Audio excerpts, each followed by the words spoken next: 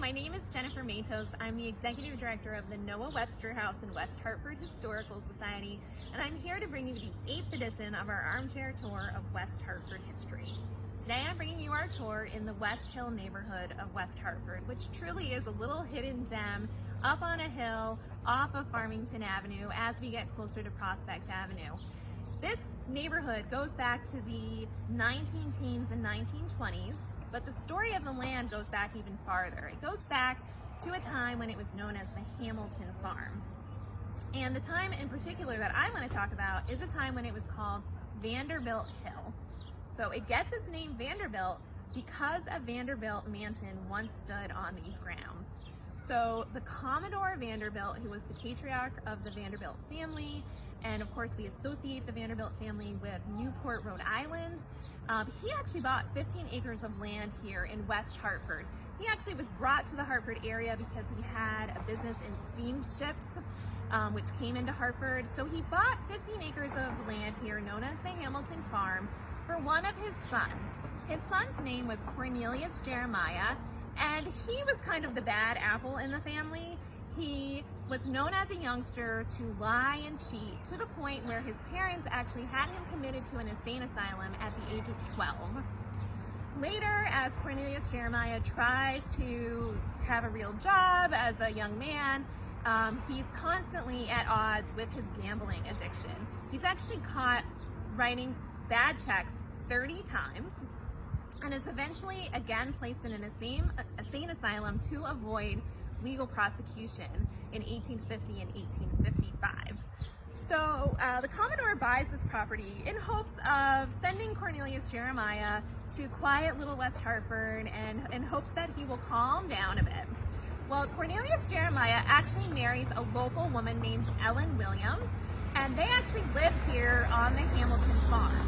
The Hamilton Farm had an old farmhouse here from 1720, and the house was actually lived in by Reverend Nathan Perkins. So Reverend Nathan Perkins was the second minister of the First Congregational Church, and he was actually a tutor to Noah Webster and many other men in the community. But he had a particular influence on Noah Webster's life. He helped prepare Noah Webster to go to Yale College, which eventually led Noah Webster to write the dictionary and do all of the amazing things that he did later in his life. So ironically, the same house that Reverend Perkins lived in is also lived in by Cornelius Jeremiah Vanderbilt and his wife Ellen. They had it as kind of a country estate. They did have a working farm here, but they also threw really lavish parties here and invited all of Hartford and West Hartford's finest residents, and also were known to kind of purchase special train rides from their friends from New York City to come to West Hartford for these extravagant parties. One of their friends who they invited on these trips was the owner of Troutbrook Ice and Feed Company, which hopefully we'll talk about at another point. So unfortunately, Ellen passes away at a pretty young age in the early 1870s of pneumonia. And at that point, Cornelius Jeremiah is no longer interested in this property. He goes back to New York City, and the Commodore actually sells the property back to the Hamilton family. There it remains for a few years, and then the Commodore himself dies in 1877. And at that point, Cornelius Jeremiah actually repurchases the land. Even though he hadn't been interested in it in quite a few years, he suddenly regains an interest in the Hamilton Farm. He repurchases 12 of the original 15 acres that he had owned here, and he actually sets about to build a mansion on the spot. And that is how we get the name Vanderbilt Hill. There was a Vanderbilt Mansion on this hill.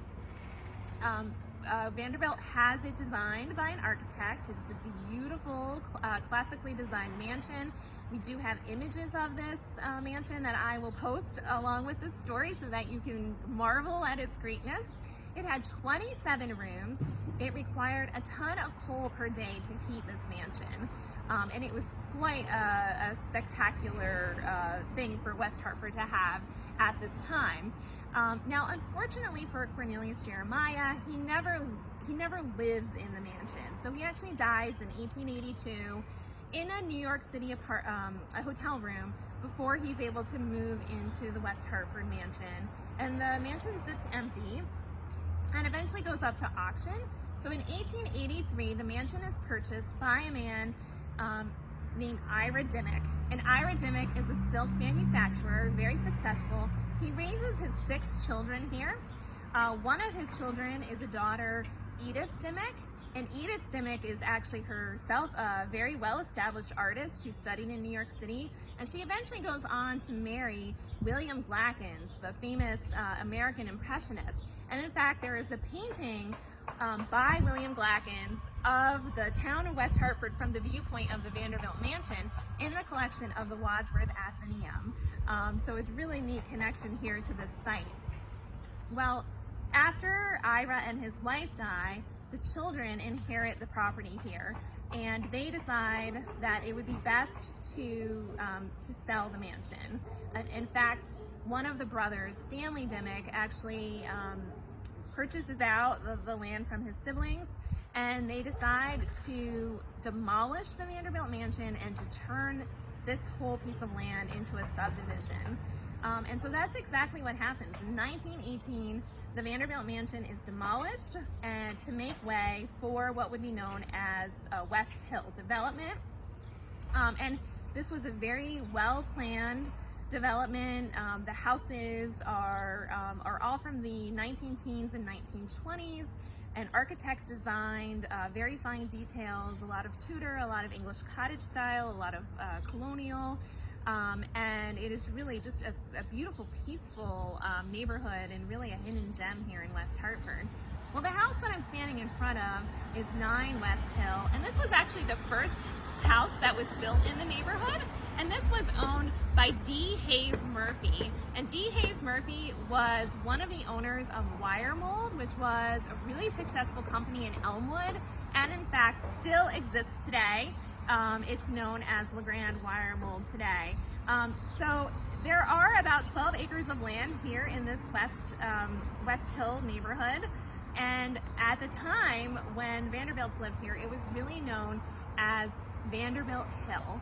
So you kind of got 3 names for it: Hamilton Farm, Vanderbilt Hill, and West Hill that it is today.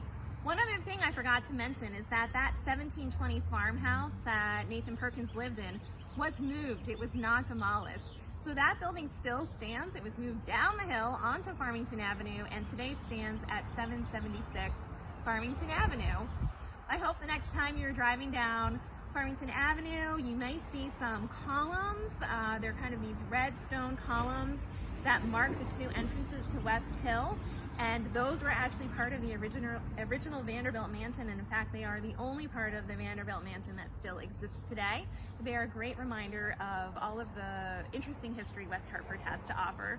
I'll see you next week. Thanks.